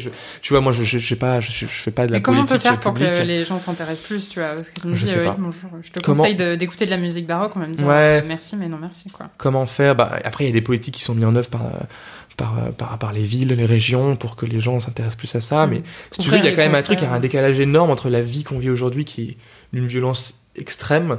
Enfin, moi, il y a aussi pour moi un truc, c'est ce décalage-là entre la musique classique, encore une fois, musicologiquement, c'est-à-dire l'époque classique, et la vie réelle. C'est-à-dire que je sais pas, moi j'ai l'impression qu'on vit dans un monde tellement, avec les réseaux sociaux, tellement dur, tellement où il y a tellement d'images difficiles, où vivre c'est tellement difficile. Moi, je sais pas, les gens ont du mal à aller voir un truc guiré, qui est pas... je pense que... Ouais. Les gens ont besoin de catharsis ? Ouais, les gens ont besoin d'action. Moi, c'est une musique qui me parle beaucoup plus, parce qu'il y a de l'action, il y a de la violence, il y a du sang, il y a des larmes, c'est quelque chose qui... Ouais, c'est les blockbusters les blockbusters, ouais, de la tu musique, vois, le baroque. Non, mais après les gens me diront mais c'est pas vrai, il y a plein de baroques qui sont chiants, c'est vrai, mais en fait le baroque c'est aussi plus à taille humaine. Tu vois, les grands orchestres baroques, c'est pas du tout les grands orchestres Wagner, tu vois, c'est très petit, ça fait pas beaucoup de bruit. Combien d'instruments Je sais pas, ça peut être 40, tu vois, max. Et par exemple, moi je fais plein de concerts où il y a genre un théorbe, un orgue, une viole, donc un violoncelle baroque, et c'est tout. Et 4 chanteurs. Et là, c'est incroyable, parce que tu vois, tu as vraiment une connexion avec le public. Je pense que c'est ça qui manque aussi, c'est la connexion, c'est le fait d'être à 1 mètre du public et pas d'être à 50, comme sur la scène de l'Opéra Bastille. Le premier mec, il est à 35 mètres en haut, tu vois. Donc je sais pas comment on peut faire pour attirer des gens. Franchement, je sais pas trop. Si, ce qu'on peut faire, c'est essayer d'être le plus possible dans les écoles, c'est ce qu'on fait déjà beaucoup, des projets pédagogiques. Et en même temps, tu veux, moi par exemple, en dehors de la musique, je n'écoute pas de musique classique quasiment, tu vois, parce que c'est mon métier. Moi, j'écoute que du rap en fait, tu vois. parce que moi j'ai besoin de cette catharsis là, tu vois, genre j'ai besoin d'écouter une musique qui sorte de violence, pas de violence mais d'agressivité vitale, tu vois, que t'as besoin de défouler un peu quand t'as fait 2 heures de gling gling et de musique un peu élégiaque, tu vois, de trucs un peu flottants. Ça fait du bien d'avoir un truc qui juste te rentre dans l'art, quoi. Je sais pas comment ça pourrait être, faire plus de biais entre, effectivement, si tu fais un concert, en fait un concert de musique pop d'Ed Sheeran, comme je disais tout à l'heure, et un concert d'air de cour, c'est la même chose, quoi. C'est juste 500 ans avant, quoi. Donc c'est une guitare, un mec, la même chose. Ça pourrait être un mélange de genres, par exemple, faire ce genre de choses, je sais pas. Proposer une collab à Ed Sheeran, en fait. Voilà, deux roues. Bon, les gens ne savent pas la caméra, mais ouais, je sais, par exemple, je sais pas Ed Sheeran, mais tu vois, faire des concerts avec des gens un peu moins connus, des artistes pop un peu plus, peut-être un peu plus musicalement plus solides, parce que les artistes pop, parfois, c'est pas très solide, pas Ed Sheeran, mais ils savent pas tous jouer de la guitare et s'accompagner en même temps. Je sais pas. Franchement, c'est une question tellement large, et moi, c'est pas mon métier de me poser ce genre de questions, mais c'est une question qui est importante, c'est vrai. Mais j'ai l'impression qu'il y a quand même beaucoup de choses qui sont faites quand même. Moi, je fais beaucoup de scolaires, des trucs comme ça, tu vois. Ouais. Les scolaires, des projets pédagogiques, on va dans les écoles, il y a des gens qui vont dans les prisons, il y a des gens qui vont dans les... Je pense que c'est le max qu'on puisse faire. Après, il faut pas oublier que c'est la musique actuelle. À l'époque de Mozart, on n'écoutait pas autre chose que du Mozart, tu vois. Aujourd'hui, on vit dans un monde où il y a en fait une telle mémoire, et comme il y a des CD, des trucs, on arrive à déterrer les trucs de l'époque. On a fait les travaux musicologiques, mais à l'époque, c'est con à dire, mais à l'époque de Monteverdi, on écoutait du Monteverdi, point barre. Oui. Donc en fait, je pense que à un moment, c'est comme ça, quoi. On fait tout ce qu'on peut pour que les gens aient envie, parce qu'effectivement c'est un art qui est incroyable, mais ouais, je sais pas, j'ai pas vraiment une réponse claire à ce sujet. Non, mais c'est intéressant. Il y a pas de, je pense, il y a pas de réponse souvent exacte. Ça, tu vois, ce truc-là de, en fait, mais à l'époque les gens écoutaient la musique actuelle, c'était Mozart, donc finalement c'est quand même assez normal que les gens écoutent de la musique actuelle, puisque c'est une musique qui a été forgée par le temps. Le rap, ça vient d'une certaine manière de la musique baroque, tu vois, c'est juste, il n'y a pas de musique différente, c'est la musique, c'est juste que ça évolue au fur et à mesure du temps. Dieu sait ce que sera dans 100 ans, franchement, je sais même pas, quand tu vois à l'époque, parce que c'était déjà il y a 100 ans, est-ce que c'est maintenant, tu te dis, mais ça va être déjà incroyable dans 50 ans, je sais pas ce qui va se passer après le rap. Ouais. Après le rap, c'est un peu la musique la plus, actuelle, je sais pas ce qui va arriver, parce que, ouais, je sais pas. Ah, c'est une vraie question. Je n'ai pas la réponse non plus. Non, mais voilà. En fait, c'est juste que je me dis... Après, si tout le monde écoute du rap, tu n'as plus de boulot. Oui. Non, mais... moi, je pense qu'il y a aussi un... Ouais, non. J'avoue, j'ai pas trop de réponse claire à... En fait, c'est que moi, je me dis... à chaque fois que je vais à un concert de musique classique, j'en ressors bouleversée. Vraiment, ça me touche. Une fois sur deux, je chiale. Ouais, bien sûr. Et je me dis, c'est tellement une émotion, d'une intensité en tant que spectateur... c'est dommage que ça soit pas plus partagé. En fait, c'est... Ouais, je suis d'accord avec toi. Pareil, c'est vrai, c'est vrai. Mais c'est peut-être que, en fait, moi, je pense aussi que ça tient beaucoup au fait que si on pouvait amener les scolaires et les projets pédagogiques sur des trucs exclusivement incroyables et vibrants, ça changerait peut-être un peu, je sais pas. C'est-à-dire que si t'emmènes les enfants voir Carmen, c'est incroyable, Carmen. C'est incroyable. Il y a que des mélodies que tout le monde connaît. Il y a des airs très entêtants qui rentrent dans la tête. À la fin, il y a un meurtre. C'est un opéra incroyable. C'est d'une intensité monstrueuse. Je sais pas, peut-être en tout cas faire écouter aux gens, faire de la vulga sur des trucs exclusivement la fine fleur de ce qui est effectivement vibrant, quoi. Tu vois. Ouais. Wagner, d'une certaine manière, tu vois, les héros nordiques, c'est Thor, tu vois, c'est comme des super-héros, quoi. Moi, je le vois vraiment comme ça. Bon, après, la musique est un peu parfois difficile, mais il y a des moments où les mecs tirent des épées de bouts de bois, ils sont là, ils hurlent avec il y a des combats, il y a des dieux, enfin, c'est incroyable, ça, tu vois. Après, ça dure 4 heures, et on est plus habitué aux vidéos de 5 minutes. Mais... Absolument, c'est compliqué. Mais n'empêche que quand on est dedans à l'Opéra Bastille et qu'on voit des gens en armure, le temps, on le voit moins passer que quand on est pour moi, la musique purement instrumentale, pour les enfants, et des trucs comme ça, c'est peut-être pas ce qu'il y a de mieux, parce que... Ouais. Ou alors une musique vraiment, très dans le figuralisme, tu vois, de détails, donc ça peut être des poèmes symphoniques, où ça va être vraiment des thèmes, où genre il y a les planètes, par exemple, de Holtz, où ça va être, le thème, ça va être Mars, ou par exemple les 4 saisons d'Ivaldi, où effectivement, là, tu sens l'été, l'hiver, l'automne, donc ça parle tout de suite, t'as des émotions qui viennent tout de suite, mais pour moi, l'opéra, c'est la meilleure manière, l'opéra et la musique vocale, c'est la meilleure manière de faire ressentir des choses aux gens qui ne sont pas là-dedans, parce que c'est comme un petit film, quand même si c'est comme du théâtre et un film, donc il y a quand même quelque chose auquel ils peuvent se raccrocher, les gens, un truc visuel où il y a quelque chose qui se passe, donc ils peuvent bouger les yeux, ils vont à droite à gauche, ils voient des petits trucs qui bougent, il y a un truc, tu vois, un peu qui parle au cerveau, qui est habitué à Facebook et au scrolling, quoi. Alors que la musique classique où tu vois juste un orchestre, un chef, peut-être que c'est un peu trop épais. Je sais pas. Non, mais c'est intéressant. Faudrait faire des essais, en fait. Ouais. Après, mais après, c'est tellement dur à si quantifier comme truc. Ouais, non, mais les gamins, après, ça peut tout à fait déclencher quelque chose et ça peut en même temps rien faire du tout. On sait pas, on peut pas faire d'études, lire. Est-ce que, à votre avis, c'est ça qui a fait ça? Oui, puis ça reste de l'art, donc c'est subjectif, même pour des enfants, en fait. Oui. Même s'il y a des chefs-d'œuvre, on est tous d'accord. Faut aussi comprendre pourquoi c'est un chef-d'œuvre pour pouvoir l'apprécier, quoi. Absolument. Et c'est pour ça que, pour moi, on ne doit pas faire écouter des chefs-d'œuvre pas compréhensible si tu ne sais pas ce que ça veut dire. À des enfants, quoi. Tu vois, les opéras, les trucs comme ça parle tout de suite. Il y a un truc où il y a une action, on voit, il y a un méchant, un gentil, à la fin, le gentil gagne, il y a quelque chose qui se passe, quoi. Je sais pas. Moi, en tout cas, c'est ce qui... Moi, je sais que je suis allé à des milliers de concerts quand j'étais jeune avec mes parents, et ça me faisait chier, mais mortellement, quoi, vraiment. Pourtant, ça t'a pas dégoûté non plus. Ça m'a pas dégoûté, mais un petit peu quand même, tu vois. De la musique classique, justement, tu vois, ma petite aversion pour ça, les symphonies, les quatuors à cordes, je peux pas, sauf si c'est des trucs vraiment, des chefs-d'œuvre. Mais les trucs classiques, en tout cas, j'ai vraiment du mal. J'arrive pas à rester en place, quoi. C'est tous ces guillerets, c'est champêtre, c'est sympa, mais c'est chiant, quoi. Pour moi, c'est chiant. C'est drôle. C'est drôle que quelqu'un qui soit dedans dise ça, mais en même temps, tu vois, c'est assez révélateur aussi, tu vois, que même des gens qui soient dedans, je sais pas. Ouais. Après, tu vois, le rap, c'est pareil.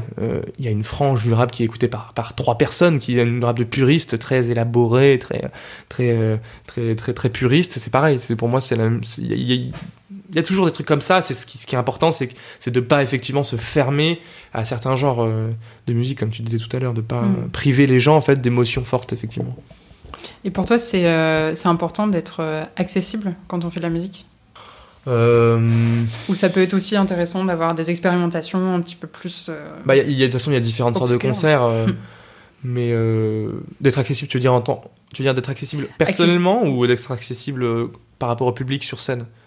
Non, par rapport à ce qui est présenté esthétiquement, en fait. Ouais. T'as des choses qui sont quand même plus ou moins accessibles, même prenons le rap. Il y a des choses où tu comprends, d'autres tu ne comprends pas. Oui. Ouais. Typiquement, enfin, c'est vraiment un exemple basique. Mais... moi, je suis quand même dans le baroque. Il y a certaines choses qui sont quand même très particulières. Tu vois, les motets religieux du XVIIe en France, ça parle pas forcément à tout le monde. Voilà, c'est sûr, et j'en ai conscience. Mais après, c'est aussi ma passion, donc voilà, des fois c'est comme ça. Je vais faire un concert à la Chapelle Royale, t'as que des gens qui sont des habitués versaillais, en général très catho, c'est comme ça parfois, c'est ta niche, tu vas pas nier ton public, tu peux pas faire venir, il y aurait personne s'il y avait pas ces gens là, donc je sais pas si c'est important d'être accessible. Je pense que, en tout cas, moi, dans les ensembles avec qui je travaille, je pense que le travail est fait pour l'accessibilité. D'accord. Il y a des notes de programme qui sont faites. On est jeunes, tu vois. La musique qu'on fait, pour moi, elle parle quand même un peu. Il y a quand même un choc, quoi. Quand t'écoutes ce genre de musique, ça explose quand même un peu aux oreilles, quoi. Et ça, pour moi, c'est ça, l'accessibilité de cette musique. Ce sens. Ouais. C'est que c'est fait pour sauter au visage un peu quand même. C'est pas banal, tu vois. On va passer aux petites questions flash de la fin. Les questions flash. Les questions flash. Ok. Bon, t'as le droit de faire des réponses élaborées. C'est quoi les questions flash? Tu vas voir. Okay. Qu'est-ce qui te motive à te lever le matin? Attends, on va recommencer. 3, 4. Attends.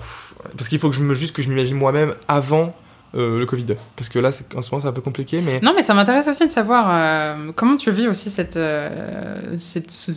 aparté qui n'en finit pas, finalement, avec le Covid. Ouais. Comment tu le vis ? Faisons un aparté là-dessus, d'ailleurs. Le Covid, je le vis très très mal. Si tu veux, moi, comme je t'ai dit, depuis que j'ai 7 ans, je fais un concert au moins par mois, quoi. Donc c'est pas juste une vie professionnelle qui s'arrête, c'est une vie qui s'arrête. Donc sans ça, je sais pas trop ce que je fais et qui je suis, tu vois. Donc c'est sûr que ça demande énormément de remise en question. Là, surtout là, ces 6 derniers mois, on a eu un petit aparté cet été, mais depuis un an, c'est très très dur parce que on vit pour ça, on vit pour cette étincelle de voir des gens, de stresser, de voir des gens, de chanter pour des gens, de sentir qu'en fait ce que tu as appris, ce que tu as fait, tu vois les gens dans les yeux, tu vois qu'ils sont émus ou qu'ils sont émerveillés par ce que tu fais, et ça c'est ce qui nous nourrit, en tout cas moi c'est ce qui me nourrit, et c'est sûr que la période est extrêmement compliquée, on est tous à bout, je pense, épuisés. Tu disais que t'en avais marre aussi des captations vidéo, que ça ne transcrivait pas du tout. Ça n'a rien à voir. T'as 7 caméras dans une salle de 1000 personnes vide. C'est un stress qui est que du mauvais stress. Donc il y a toujours du bon et du mauvais stress. Là, c'est que du mauvais parce qu'en fait, tu sais que si tu te trompes, ce sera sur Internet jusqu'à la fin de tes jours. Et surtout qu'en ce moment, les gens regardent pas mal les captations par rapport à d'habitude. Je veux dire, c'est pas non plus des trucs à des millions de vues, mais les gens regardent un peu plus les captations que d'habitude. Il y a que ça. Mais c'est très très très difficile parce que, comme je te disais tout à l'heure, moi je vis... pour le live. Ouais, c'est ça, et puis pour la semaine d'après, tu vois. Je travaille un truc pour dans 2 semaines, ou pendant 3 mois, ou pendant 1 mois, rarement plus. Là, on commence peut-être à entrevoir un peu le bout du tunnel, mais justement, on est au bout du marathon, c'est trop dur. Il faut que ça s'arrête dans les 2 mois. Si ça s'arrête pas, ça va être compliqué. Tu le ressens aussi vis-à-vis de tes collègues, j'imagine. Ah ouais, non mais les gens sont épuisés, quoi. Mais épuisés, moralement. On devient fou, quoi. Et puis surtout que c'est quand même bon, on va pas faire de politique, mais c'est quand même une décision très politique de ne pas ouvrir les salles de spectacle. On sait, il y a eu des expériences en Espagne où en fait tu te rends compte qu'il n'y a pas plus de contamination dans les salles de concert qu'ailleurs, et que surtout dans les salles de concert, en fait, il y a une distanciation énorme. Moi, j'ai fait des concerts, les gens étaient à 2 places les uns des autres, tu vois, quand t'es à 30%, c'est 2 places entre chaque personne. Pareil, les musées, c'est des sortes de Ikea, mais avec des œuvres d'art, quoi. Donc en fait, c'est la même chose. Donc il y a quand même un choix politique qui du coup fait mal, quoi. C'est-à-dire que on sait qu'il y a un choix qui a été fait, on n'ouvre pas les salles de spectacle, on s'en fout un peu. Voilà, là dans les prochains mois, on va voir ce qui va être fait. Mais c'est très très dur, c'est très très dur. En plus, si tu veux, moi je suis quand même à une période entre tes 20 et tes 30 ans, c'est quand même un moment où tu te construis pas mal, où t'as pas beaucoup d'attaches, d'accroches. Donc j'ai des collègues qui ont des enfants, tu vois, c'est pas pareil. T'as quelque chose à faire, tu t'occupes de quelque chose. Moi, c'est vrai que sans la musique, c'est là que je me suis rendu compte que je ne faisais rien d'autre, en fait, tu vois. À part la boxe, par exemple, je fais pas mal de boxe à côté, mais par exemple, ça aussi, ça s'est arrêté. Donc, qu'est-ce qui me motive à me lever le matin en ce moment ? Rien. Et je ne me lève pas, en fait. Je me lève quand, voilà, je me lève, tu vois, à 10h, 11h, midi, 13h. Et c'est très, très difficile. Franchement, sans mentir, c'est la pire période de ma vie, je pense. Bah, j'espère que ça va bientôt s'arrêter. Ouais, j'espère aussi. Et j'ai bon espoir. Normalement. Et puis de toute façon, il y a un moment où, même avec le Covid, il faudra faire avec. On va pas pouvoir faire comme ça toute la vie. Ce sera peut-être dans 1 an, ou dans 6 mois, ou dans 2 mois, mais il y a un moment où on va arrêter et on va s'en foutre, je pense. On gardera les masques, mais on ira au concert. Voilà, c'est ça. J'espère en tout cas, parce que sinon, il y a des gens qui vont partir de ce métier-là, quoi. Parce qu'il faut qu'on fasse des trucs. C'est aussi que même, tu vois, moi j'en suis arrivé au point que je postulais dans des boîtes d'intérim pour faire des trucs, parce que je me faisais, je dégoulinais tu vois, rien. Je sais rien faire d'autre. Je sais pas me motiver à faire quoi que ce soit si j'ai pas des concerts, quoi. Donc du coup, c'est quoi tes techniques ? Qu'est-ce que tu as mis en place cette année ? Des petites techniques, tu vois, genre je me dis je vais apprendre par exemple ce cycle de mélodies de Schubert, comme ça ce sera fait pour après, mais ça c'est des trucs qui prennent l'eau au bout de 2 semaines, parce qu'au bout de 2 semaines, bon bah c'est fait, bon bah, et maintenant qu'est-ce que je fais ? Il faudrait que j'approfondisse, que j'aille voir un chef de chant, que je le fasse devant des gens qui me disent ce qu'ils en pensent, mais je peux pas, donc ça rame. J'ai eu des projets, je me dis ok, tous les jours je vais faire beaucoup de sport, machin, ça pareil, ça dure 2 semaines, et après ça... c'est impossible, quoi. Quand t'as pas la motivation, c'est hyper dur de s'y mettre. Hein.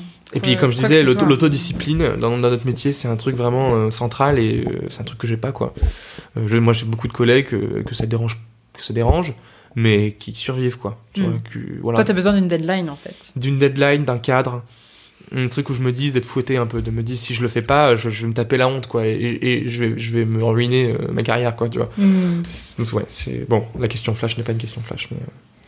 Non, mais en même temps, c'est important d'en parler parce que, tu vois, on parle de l'art dans cette émission et qu'on adore. Et moi, mon but à travers En Aparté, c'est vraiment d'explorer toutes les formes d'art, et je trouve ça hyper intéressant d'avoir ta vision et justement parce qu'elle peut être un peu décalée de l'opinion générale parfois, mais je pense que c'est aussi important qu'on fasse parce que finalement c'est plus qu'un aparté, ça fait plus d'1 an que ça dure, voilà, quoi. C'est notre vie, ouais. Au début, quand tu te dis bon, c'est 3 mois, 6 mois, une fois que c'est derrière nous, c'est derrière nous, mais là en fait ça va vraiment faire partie de nous et de vos carrières en tant qu'artiste vivant, du spectacle vivant.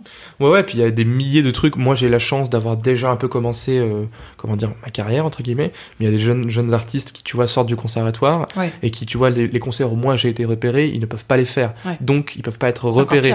Donc, c'est terrible. C'est terrible parce que les moments de formation, typiquement, les gens qui sont au CMB maintenant, qui cette année-là, ils ont pas eu de concert, quoi. Donc, en fait, sans les concerts, la formation, c'est pas pareil, quoi, parce que c'est vraiment une habitude aussi de se former au stress et au trac. C'est 50% du boulot, quoi, parce que si tu peux bien chanter dans ta chambre, c'est super, mais il faut vraiment bien chanter devant 200 personnes, sinon c'est compliqué.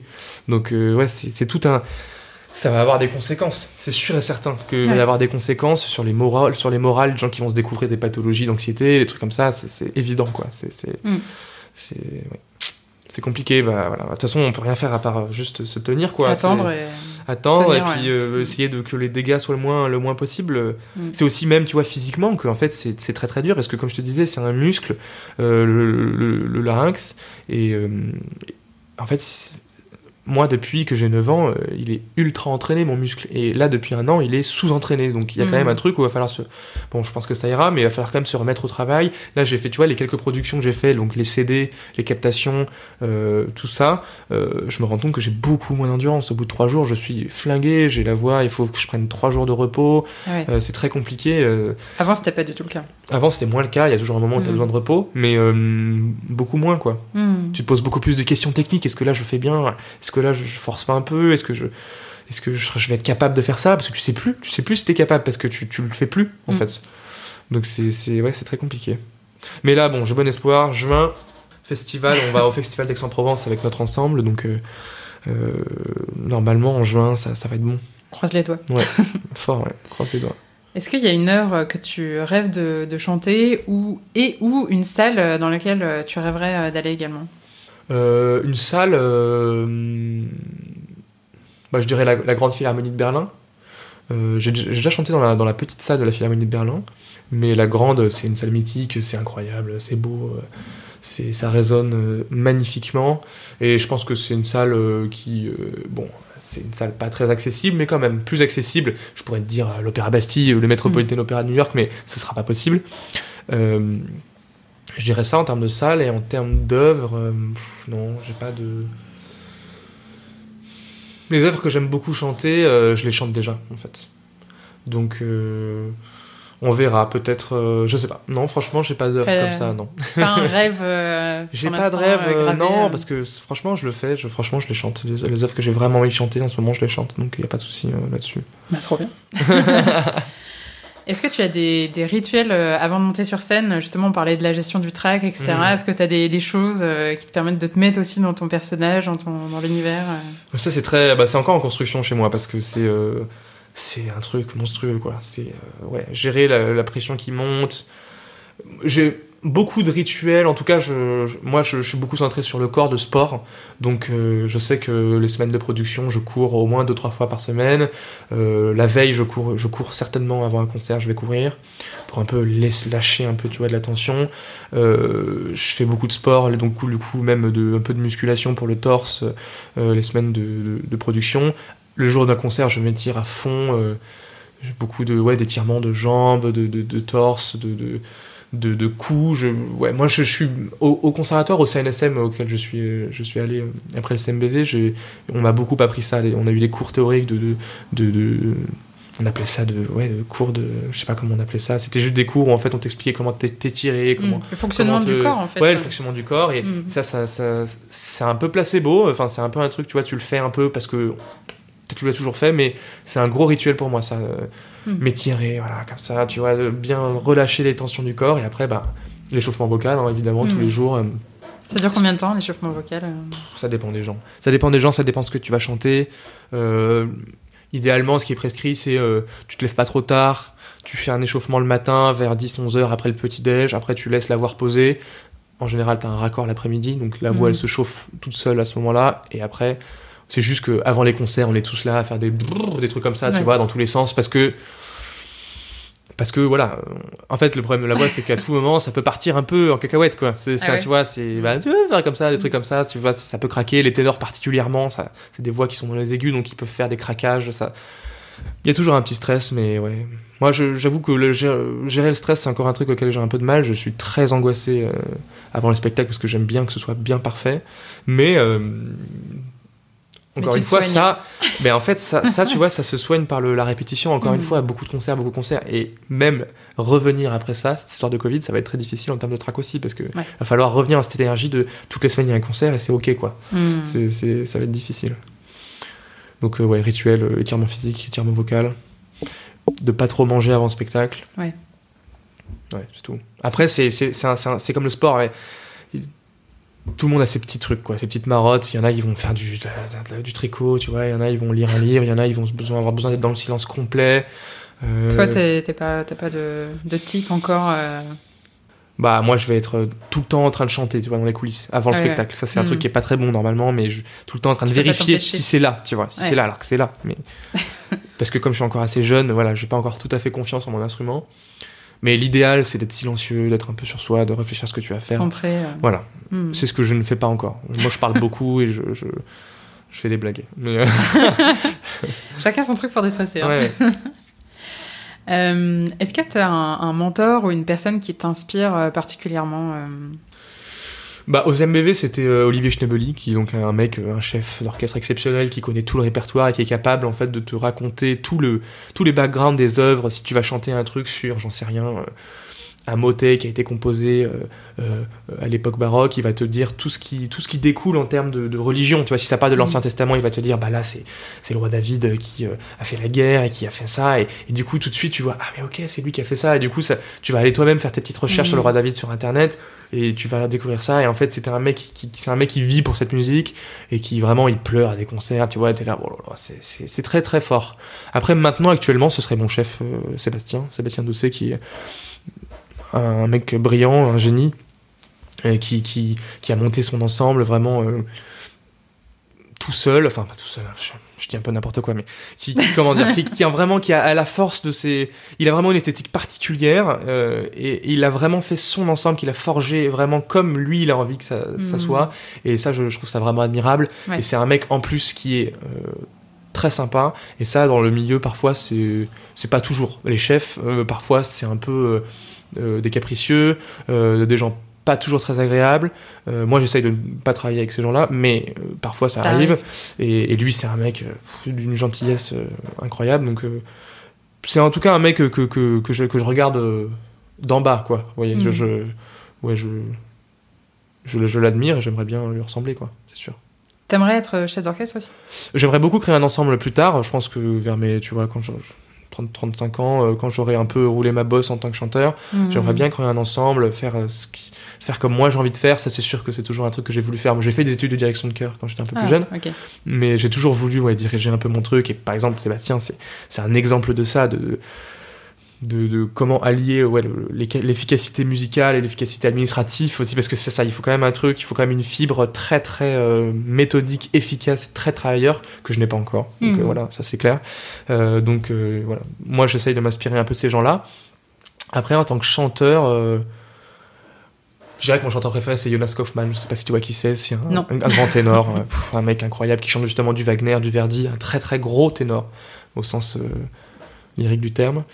c'est un mec que j'admire et que je trouve exceptionnel. Ok, je mettrai son nom dans la description pour qu'on puisse aller voir. Ah ouais, il y a de quoi voir, il y a de quoi voir. Super. De toute façon, on a besoin d'occupation, donc. En parlant d'occupation, je sais pas si t'as vu la série Mozart in the Jungle. Ah non, j'ai pas vu ça. Effectivement, on en avait beaucoup parlé à l'époque. Qui pour moi, je trouve, est hyper chouette pour découvrir les coulisses d'un orchestre. Et puis voilà, on parlait des personnalités des chefs. C'est vrai que des personnalités autant de couleurs. Et je veux savoir si toi, tu avais des recommandations de séries, de films ou de podcasts, je sais pas, enfin tu vois, dans le monde de la musique qui permettent un peu de rentrer... Dans le monde de la musique. Ouais, qui permettent un peu de rentrer dans ce milieu-là. Non. En fait, moi, j'ai un petit truc, j'ai un truc un peu ambivalent, c'est que j'écoute pas de musique classique. Ouais. Je regarde très peu de trucs parce que j'aime bien être vierge sur ce côté-là, tu vois, être pas... En fait, c'est comme si tu regardais une série sur ta propre boîte. T'as pas envie, tu vois. Le soir, tu rentres, t'as envie de déconnecter, t'as pas envie de regarder, en fait, ce que tu as vécu la journée même. Ouais, je comprends.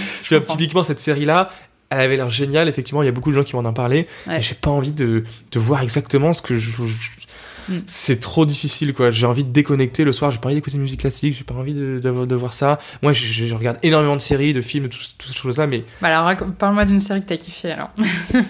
Moi, je regarde des séries, tu vois, que tout le monde regarde, tu vois. Je regarde Game of Thrones, je regarde Peaky Blinders, je regarde The Leftovers. Je pense que ça, c'est la série qui m'a le plus marqué ces dernières années, The Leftovers. Ouais. Moi, je suis quelqu'un de très ordinaire dans la vraie vie. J'aime bien, et je le cultive ça, un truc de rester dans la vraie vie. J'ai beaucoup d'amis qui n'écoutent que ça, que du baroque, que du classique, et je les vois s'éloigner un petit peu d'un truc un peu plus je sais pas, pour moi c'est vraiment hyper important de pas être de pas perdre la réalité des choses et de pas perdre de pouvoir arriver dans une soirée de gens qui sont ingénieurs et de pas peut-être complètement perdre la face, quoi. Ne pas savoir, de ne pouvoir que citer des trucs de musique classique, tu vois, je trouve ça dommage, quoi. Moi, j'ai pas envie d'être un musicien classique dans la vie. J'ai envie d'être un gars normal, et après, mon métier, c'est ça, tu vois. D'ailleurs, de toute façon, personne se pose la question dans la vie normale, tu vois, que tu sois, je sais pas, chargé de prod ou que tu sois journaliste, t'as ta personnalité à toi qui est en dehors de ton métier. Nous, on a un métier passion, il y a un peu un truc qui fusionne, et moi, j'essaye de garder de garder un truc de mon âge, tu vois. Je joue à Fortnite, je parle, je rigole avec mes potes. J'essaye en tout cas de faire des trucs. Et tes potes ne sont pas tous musiciens ou mes chanteurs, potes ne sont pas tous musiciens. Maintenant que tu le dis, pas tous. J'essaye en tout cas pas tous. Et dans mes potes, en tout cas, c'est beaucoup de gens qui sont un peu comme moi. J'avoue, j'essaye de pas trop. En fait, je peux pas parler de musique tout le temps, moi. Il y a des gens, ils sont comme ça, ils adorent parler de musique tout le temps. Qu'est-ce que toi t'amènes, faire des sortes de salons, tu vois, du XVIIe siècle où les gens ils parlent tout le temps de musique. Ça, je supporte pas. Moi, j'ai envie de parler d'autres choses, de ta vie, de ce que tu fais, de comment tu te sens, des trucs comme ça. Ça m'intéresse. Mais ouais, du coup, je peux pas trop te donner J'écoute beaucoup de podcasts, tu vois, des trucs, mais que tout le monde écoute. Je sais pas, les pieds sur terre, les couilles sur la table. Tu vois, tous ces trucs-là. J'écoute énormément de choses. Mais pas des trucs sur la musique classique, non. Ok. Non. Mais j'en suis bien content. Je comprends pourquoi. Non, mais c'est intéressant. Ouais, mais quand tu dis aux gens, en fait, les gens comprennent tout de suite. Quand tu dis à un mec qui est dans une boîte, est-ce que t'écouterais un truc qui t'explique comment ta boîte marche ? T'as envie de cultiver ta personnalité en dehors de ton métier, quoi. C'est normal. Même si c'est un métier passion. Oui, voilà, c'est ça. Déjà, c'est beaucoup trop présent dans ma vie. Il faut vraiment, tu vois, genre, quand j'ai commencé à la boxe, je me suis rendu compte que c'était vraiment, j'avais rien d'autre, en fait. Genre, je ne sais rien faire d'autre. Je n'aime rien faire d'autre que ça. Donc c'est fou, là, c'est compliqué, quoi. Et pourquoi t'as commencé la boxe, alors ? Bah justement pour ça, parce que j'avais besoin d'un truc... Mais pourquoi la boxe en particulier ? Ah bah parce que c'est pareil, ça c'est l'agressivité vitale, j'en ai besoin, quoi. Tu vois, toute la journée, c'est très fin, la musique baroque encore plus, c'est vraiment... Voilà, parfois à la fin de la journée, t'es tendu des pieds à la tête, quoi. Tu vois, t'es debout toute la journée à essayer de te plier aux volontés d'un chef qui parfois ne sont pas celles que t'as envie de faire par rapport à ta voix. Donc tu rentres... T'as pas envie d'écouter une symphonie de Mozart, t'as envie d'aller taper un gars. Bon, dans le respect du noble art, mais... Mais là, bon, après, ça, c'est mon tempérament. Moi, je suis quelqu'un d'un petit peu nerveux, même très nerveux, très anxieux, donc j'ai besoin de ça, quoi. J'ai besoin de sport, beaucoup de sport, pour un peu lâcher, quoi. Ok. J'ai une autre petite question. Ouais. Est-ce que t'as un peu des plaisirs coupables en matière de musique? Est-ce que t'écoutes des morceaux en cachette mais que t'assumes pas trop? Ouais, carrément. J'écoute pas mal, j'aime bien, genre Ariana Grande, tu vois, c'est un peu un plaisir coupable, on va pas se mentir. Genre, ouais, franchement, j'aime bien Ariana Grande, j'aime bien Justin Bieber. Bon, pas tout, mais certains Beaucoup de albums. pop, en fait. Ouais, j'aime bien ça. Le rap, c'est pas un plaisir coupable pour moi. Le rap, c'est une musique exceptionnelle, c'est la musique de notre siècle, c'est un plaisir assumé. Mais un plaisir coupable, ouais, ça. Et puis j'adore les blockbusters. Mission Impossible, les Avengers, tout ça, c'est. Moi, quand je suis là-dedans, je pense plus à rien d'autre, tu vois. Je suis là-dedans, je suis là, yes, je suis trop content, quoi. Je vais acheter les Halles dans les salles, tu vois, qui font genre 30 mètres de haut, de voir des énormes blockbusters. Moi, c'est ça que je kiffe, quoi. J'ai un peu, j'avoue, en fait, j'ai un peu un blocage avec comment dire, la culture. Vu que moi, je suis beaucoup déjà dans un truc très puriste et très comme ça, j'ai beaucoup de mal avec les autres domaines, avec la musique puriste, la musique que les gens, tu vois, je sais pas, les films d'auteur et tout ça, je déteste ça. Je sais que c'est du grand cinéma et que c'est de l'art et que je devrais, mais j'ai un blocage, tu vois. C'est mon blocage à moi, vu que j'aime pas, j'ai envie d'être dans le vrai, quoi. T'as assez d'élitisme à côté. Exactement. Donc, t'as besoin pareil, la musique, tu vois, je supporte pas la musique. Je sais pas, j'ai pas d'idée là comme ça, mais tu vois. Non, j'ai pas d'idée. Si t'as une idée, tu veux pas le dire. Non, mais tu vois, genre Eddie De Pretto, ce genre de choses. Moi, je clique même pas, tu vois, je peux pas. C'est pas ta cam. Ouais, ce sort de, tu vois, de petite culture et tout ça, j'arrive pas, quoi. J'arrive pas. Non, j'arrive pas. Non, mais c'est compréhensible et je trouve que ça résume bien ta personnalité. Donc je trouve que c'est chouette de finir là-dessus. C'est un peu tout ou rien. Si on veut suivre tes aventures qui vont bientôt reprendre, si Dieu veut. Qu'est-ce qu'on fait? On suit ta page Facebook? Ma page Facebook, ouais, Antonin Rondepierre Ténor. Après, j'ai un compte Instagram. Franchement, je sais pas si c'est très intéressant, mais je mets tout dessus. Après, sur YouTube, il y a des vidéos où je chante. Et après, ben ouais. Non, Facebook, je pense que c'est le mieux parce que c'est là où j'annonce les concerts que je vais faire. C'est là où, ouais, Facebook, Instagram, c'est tout ce que j'ai. YouTube, de temps en temps. Je mets des trucs sur YouTube, mais ouais. C'est à peu près tout. Ça marche. Je mettrai tous les liens. Merci en tout cas pour ton temps et ta sincérité. De rien. C'était un plaisir. C'était une première. Et plaisir partagé. Et c'est encore moi. Merci beaucoup d'avoir écouté l'épisode jusqu'ici. J'espère qu'il t'a permis d'en apprendre davantage sur le quotidien d'un chanteur lyrique et que ça t'a donné envie d'aller à des concerts. Moi, carrément. Si tu souhaites suivre les aventures musicales d'Antonin, j'ai mis tous les liens de ses réseaux sociaux dans la description de l'épisode, ainsi que les références d'œuvres et d'artistes dont on a parlé. Si tu as kiffé cet épisode et que tu veux me soutenir, n'hésite pas à laisser 5 étoiles sur ton application d'écoute ou même un petit mot sur les réseaux sociaux comme Facebook, Instagram ou LinkedIn et même sur YouTube. Ça me fait super plaisir et c'est gratuit. Tu peux aussi partager l'épisode à une personne que ça pourrait intéresser car c'est le meilleur moyen de faire découvrir le podcast. Enfin, tu peux t'abonner pour recevoir les notifications de sortie des prochains épisodes et on se retrouve très vite pour de prochaines aventures auditives et artistiques sur En Aparté.